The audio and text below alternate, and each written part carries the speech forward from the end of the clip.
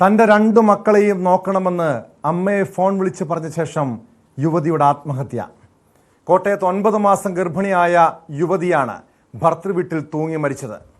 മാഞ്ഞൂർ കണ്ടാറ്റുപാടം സ്വദേശി അഖിൽ മാനുവലിൻ്റെ ഭാര്യ അമിത സണ്ണിയാണ് ജീവനൊടുക്കിയത്. ഭർത്താവുമായുള്ള വഴക്കാണ് ആത്മഹത്യക്ക് കാരണമെന്നാണ് പ്രാഥമിക നിഗമനം. ആത്മഹത്യ സംബന്ധിച്ച സൂചന അവസാനമായി അമ്മയോട് ഫോണിൽ സംസാരിക്കുമ്പോഴും അമിത പങ്കുവച്ചിരുന്നു. 10-16 പോലീസുകാർ എടുത്ത ഫോൺ നമ്പറിന്റെ സമയം. എനിക്ക് സമയം അത്ര വിളിച്ചെന്നുള്ളതല്ലായിരുന്നു. അപ്പോൾ 10-16 വിളിച്ചിരിക്കുന്നതെന്നാണ് പറഞ്ഞു. എന്തായാലും വിളിച്ചപ്പോൾ പറഞ്ഞു, അമ്മ കുഞ്ഞാറ്റിക്ക് അവിടെ എന്നേലും കുഴപ്പമുണ്ടോ? ഞാൻ പറഞ്ഞു, ഇല്ലേ എന്നെ നേരത്തെ പറഞ്ഞു, കുഞ്ഞാറ്റി ഇപ്പം അങ്ങ് ഉറങ്ങാൻ കിടന്നുള്ളത്, താമസിച്ച് പകൽ ഉറങ്ങിയിട്ട് എഴുന്നേറ്റെന്ന് പറഞ്ഞു. ഞാനില്ലാതായാലും അവർക്ക് വിട്ടു കൊടുക്കണ്ട കേട്ടോ, അമ്മയ്ക്ക് വെച്ചിട്ട് നോക്കാൻ പറ്റില്ല, അത് വരുമ്പോൾ അനാഥാലയത്തിലോട്ട് കൊടുത്തു വെച്ചാൽ മതി എന്ന് പറഞ്ഞു. അപ്പം എൻ്റെ ഫോണിപ്പോൾ സ്വിച്ച് ഓഫ് ആവും അത്രയും പറയുകയും ചെയ്തു. ഫോൺ കട്ടാവുകയും ചെയ്തു. ഇത് കട്ടാവുകയും ചെയ്തപ്പോൾ ഉടനെ ഞാൻ അഖിലിനെ വിളിച്ചപ്പോൾ അഖിൽ പറഞ്ഞു, അമ്മ ഞാൻ 1 പ്രാവശ്യം വിളിച്ചിട്ടില്ല, 2 പ്രാവശ്യം വിളിച്ചു കഴിഞ്ഞപ്പോൾ അഖിലെ നീ എവിടെയാന്ന് ചോദിച്ചു.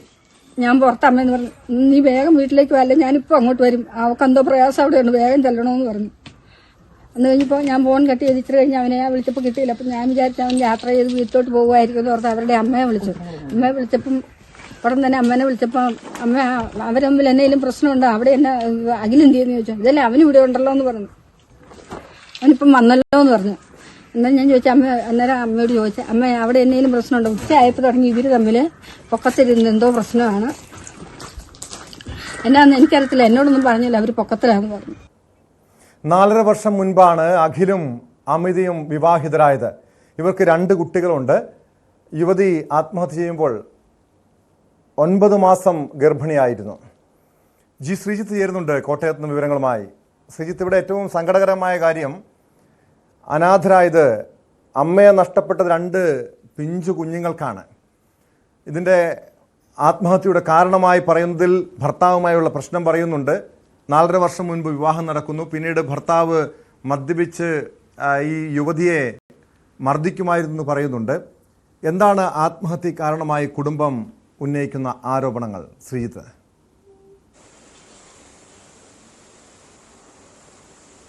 ടോം, ഇപ്പോൾ പുറത്തുവരുന്ന വിവരങ്ങൾ പ്രകാരം ഇതൊരു ഗാർഹിക പീഡനം എന്ന് തന്നെ പറയേണ്ടി വരും. ആ ഗാർഹിക പീഡനത്തെ തുടർന്നാണ് അമിത ആത്മഹത്യ ചെയ്യേണ്ടി വന്നത് എന്ന് തന്നെയാണ് പറയേണ്ടി വരിക.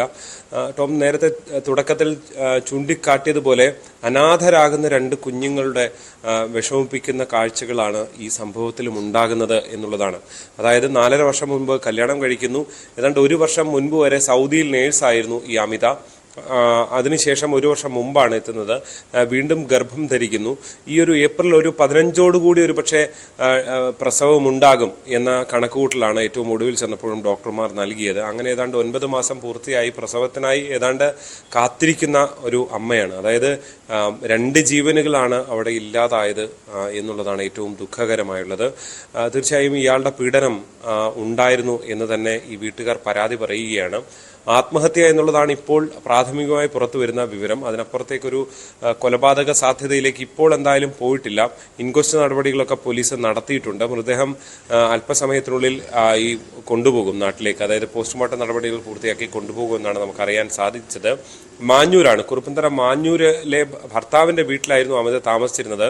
അവിടെ തന്നെയാണ് ഇന്നലെ ആത്മഹത്യ ചെയ്തത്. അതായത് വീടിന്റെ മുകളിലത്തെ നിലയിലാണ് ഇവർ താമസിച്ചിരുന്നത്. അവിടെയായിരുന്നു ഇരുവരും തമ്മിൽ ഉച്ച മുതൽ തന്നെ വഴക്കുണ്ടായിരുന്നു എന്നാണ് ഈ അമിതയുടെ അമ്മായിയമ്മ, അതായത് അഖിലിന്റെ അമ്മ ഈ അമിതയുടെ അമ്മയോട് പറഞ്ഞതെന്നാണ് അവർ അല്പസമയം മുമ്പ് നമ്മളോട് സംസാരിക്കുമ്പോഴൊക്കെ പറഞ്ഞത്.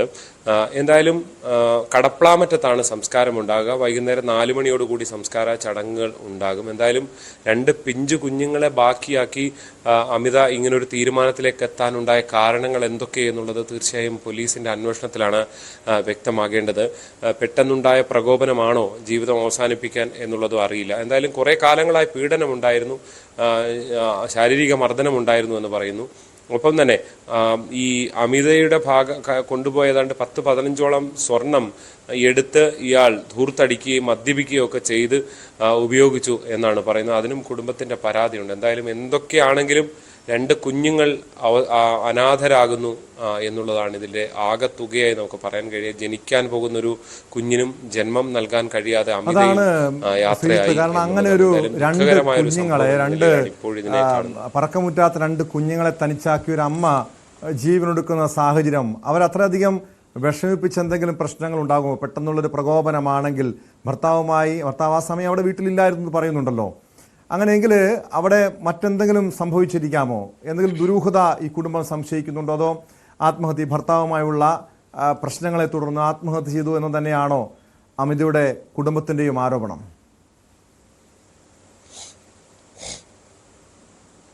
എന്തായാലും ഒരു കാര്യം ഉറപ്പാണ്, അമിത ആത്മഹത്യ ചെയ്യുന്നത് ഭർത്താവിന്റെ പീഡനത്തെ തുടർന്നാണ്. അതായത് ഭർത്താവ് ഈ അമിതയെ ആത്മഹത്യയിലേക്ക് നയിക്കാൻ വേണ്ട പ്രവർത്തികൾ ആ വീട്ടിൽ ചെയ്തു എന്ന് തന്നെയാണ്. അത് ശാരീരിക മർദ്ദനം ഉൾപ്പെടെയുള്ള കാര്യങ്ങൾ ഉണ്ടായിട്ടുണ്ട്. ഇനി ഇതൊരു കൊലപാതകം ആയിട്ട് ഇത് മാറിയിട്ടുണ്ടോ ഏതെങ്കിലും ഘട്ടത്തിൽ എന്നുള്ളത് തീർച്ചയായും പോസ്റ്റ്മോർട്ടം പരിശോധനാ ഫലങ്ങൾ വന്ന ശേഷം മാത്രമേ നമുക്കറിയാൻ സാധിക്കുകയുള്ളൂ. ഒരു പരിധിവരെ ഇത് ആത്മഹത്യ എന്ന സൂചന വരുന്നത് ഈ സ്വന്തം അമ്മയെ വിളിച്ച് ഞാൻ ഇല്ലാതായാൽ എൻ്റെ മക്കളെ നോക്കണം, നിങ്ങളുടെ കാലം കഴിഞ്ഞാൽ അനാഥാലയത്തിലാക്കണം ഈ കുഞ്ഞുങ്ങളെ എന്നൊക്കെ പറഞ്ഞുകൊണ്ട് ഒരു ഫോൺ സംഭാഷണം ഇതിന് തൊട്ട് മുമ്പ് ഉണ്ടായി. അതായത് ആത്മഹത്യക്ക് തൊട്ട് മുമ്പ് അമ്മയെ വിളിച്ച് അങ്ങനെ പറയുന്നുണ്ട് എന്നുള്ളതാണ് ഇതൊരു ആത്മഹത്യ തന്നെ ആകണം എന്ന നിഗമനത്തിലേക്ക് എത്താൻ കാരണം. മാത്രമല്ല ഇൻക്വസ്റ്റ് പരിശോധനയിൽ അടക്കം ഇത്തരം കാര്യങ്ങളൊക്കെയാണ് മനസ്സിലായിട്ടുള്ളത്. കൂടുതൽ വിവരങ്ങൾ പുറത്തു വന്നിട്ടില്ല. കൊലപാതകം എന്തായാലും ഈ അഖിൽ അവിടെ ഉണ്ടായിരുന്നില്ല എന്നാണ് ഇതുവരെയുള്ള മൊഴികൾ വന്നിട്ടുള്ളത്. പക്ഷെ ഇന്നലെയും വഴക്കുണ്ടായിരുന്നു. അതായത് 9 മാസം ഗർഭിണിയായ ഒരു സ്ത്രീക്ക് പ്രസവത്തിന് തൊട്ടു മുമ്പുള്ള ദിവസങ്ങളിൽ പോലും ആ വീട്ടിൽ ശാരീരിക മാനസിക പീഡനങ്ങൾ ഏൽക്കേണ്ടി വന്നു. ഇങ്ങനെ ജീവിക്കണ്ട എന്ന് അവർ തീരുമാനിക്കാൻ കാരണത്തിലേക്ക് എത്തിച്ചത് ഭർത്താവിന്റെ പ്രവർത്തികൾ തന്നെയാണ് എന്നുള്ളതാണ് ഉയർന്നു വരുന്ന പരാതി. തീർച്ചയായും പരിശോധിക്കപ്പെടുകയും അന്വേഷണത്തിലൂടെ കണ്ടെത്തുകയും ഒക്കെ ചെയ്യേണ്ടതാണ്.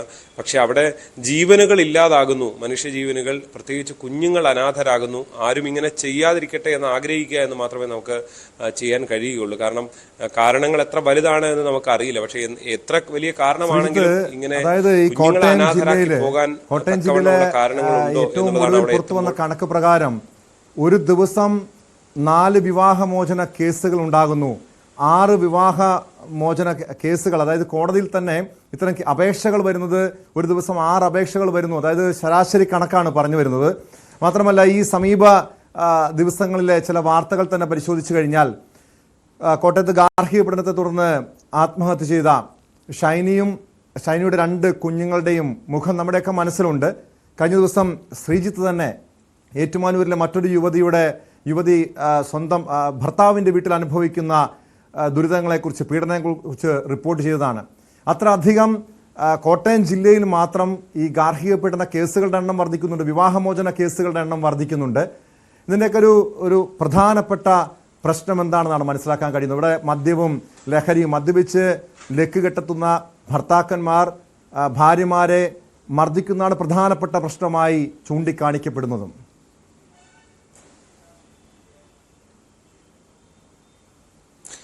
തീർച്ചയായും ലഹരി ഒരു വളരെ പ്രധാനപ്പെട്ട വില്ലനായി ഈ കുടുംബങ്ങളിലെല്ലാം മാറിയിട്ടുണ്ട് എന്ന കാര്യത്തിൽ യാതൊരു സംശയവുമില്ല. നോബി ആണെങ്കിലും ലഹരി കടിമയാണ്, ഭാര്യയെ ഉപദ്രവിക്കുന്നു, മർദ്ദിക്കുന്നു, അങ്ങനെ പലതരത്തിലുള്ള സംഭവങ്ങൾ ഉണ്ടാകുന്നു. കഴിഞ്ഞ ദിവസം ഏറ്റുമാനൂരിൽ നിന്ന് ഏറ്റുമാനൂരിലെ പേരൂരിൽ നിന്ന് നമ്മൾ റിപ്പോർട്ട് ചെയ്ത സംഭവവും ഭർത്താവ് ജോമോനെതിരെ ഉയരുന്നത് അതിഗുരുതരമായ ആരോപണങ്ങൾ മദ്യപാനമാണ്.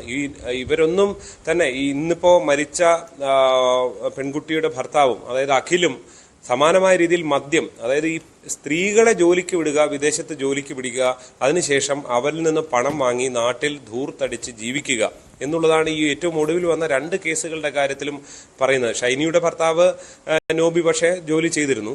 പക്ഷെ ഇവരുടെ രണ്ടുപേരുടെയും കാര്യത്തിൽ വരുന്നത് സമാനമായ കാര്യങ്ങളാണ് എന്നതാണ് നമുക്ക് മനസ്സിലാക്കാൻ സാധിക്കുന്നത്. അതായത് കാര്യമായ ജോലി ചെയ്ത് കുടുംബത്തെ പോറ്റുന്നില്ല എന്നുള്ള പരാതികളാണ് ഉള്ളത്.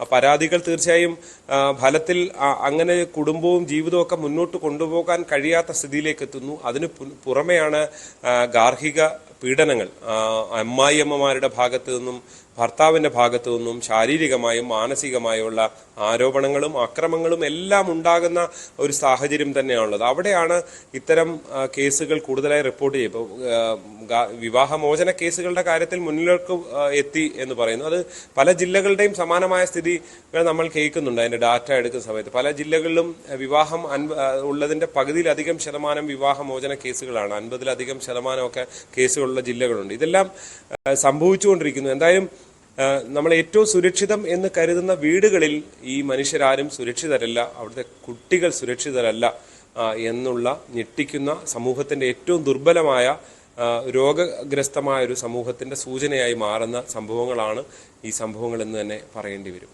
ടോം.